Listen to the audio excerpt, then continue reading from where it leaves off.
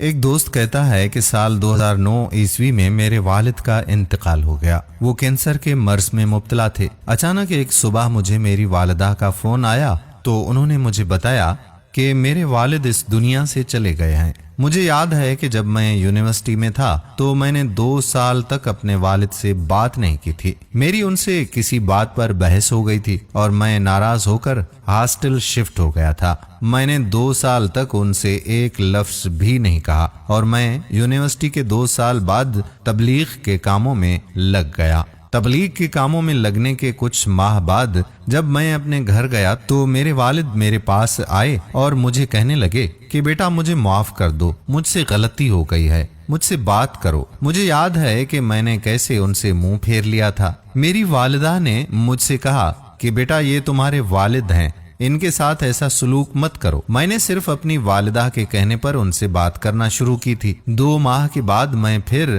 عالم دین بننے کے لیے گھر چھوڑ کر ملک سے باہر چلا گیا۔ 1998 عیسوی سے لے کر 2008 تک میں ہر سال اپنے والدین سے ملنے کے لیے آتا رہا۔ اتنے سالوں میں مجھے اپنی غلطی کا احساس ہو چکا تھا۔ میں اپنی غلطی کی معافی مانگنا چاہتا تھا۔ میں ان سے کہنا چاہتا تھا کہ ابو مجھ سے غلطی ہو گئی ہے، مجھے معاف کر دیں۔ میں ان کے پاؤں میں گر کر اپنے والد سے اپنے رویے کی معافی مانگنا چاہتا تھا، مگر جب بھی میں اپنے والد سے اپنے رویے کی معافی مانگنے کا سوچتا تو میری انا میرے آڑے آ جاتی۔ وہ مجھے کہتے کہ تم کیوں معافی مانگو گے جب تم صحیح تھے، لیکن میں دل میں جانتا تھا کہ میں غلط تھا، مگر میری انا مجھے معافی مانگنے نہیں دیتی تھی۔ جس صبح میری والدہ نے مجھے فون کر کے میرے والد صاحب کی وفات کی اطلاع دی تھی، اس سے 1 روز قبل ہی میں باہر سے واپس آیا تھا اور اس بار میں نے پکا ارادہ کیا تھا کہ سب سے پہلے جا کر میں اپنے والد سے معافی مانگوں گا،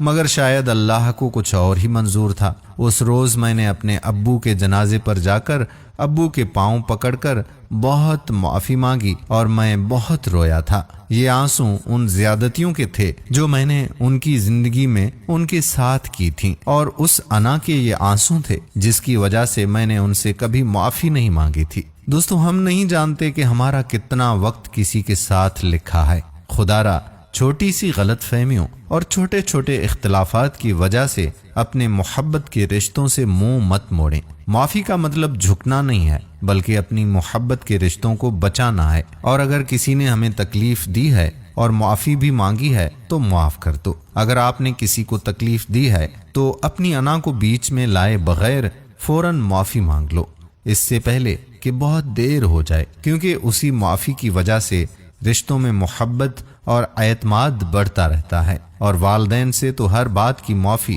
فوراً ہی مانگنی چاہیے۔ اللہ تعالیٰ آپ سب کے والدین کو صحت مند زندگی عطا فرمائے، اور جن کے والدین اس دنیا سے گزر چکے ہیں اللہ تبارک و تعالیٰ ان کے درجات بلند فرمائے، ان کی مغفرت فرما کر انہیں جنت الفردوس میں اعلیٰ مقام عطا فرمائے، اور آپ سب کے والدین کے صدقے اللہ تعالیٰ میرے والدین کی بھی مغفرت فرمائے۔